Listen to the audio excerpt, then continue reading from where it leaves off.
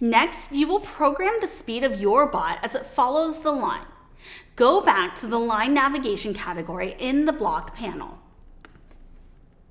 Do you see a block that will set the speed of your bot? Click and drag the Set Line Following Speed to Medium block onto the workspace and stack it above the Follow Line block. Now use the drop-down to change the speed to Fast.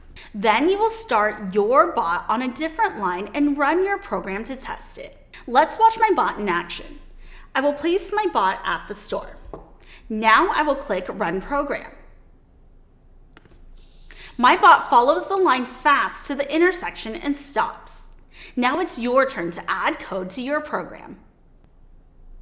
Can you program your bot to move fast as it follows the line? Then put it on any line and run the program.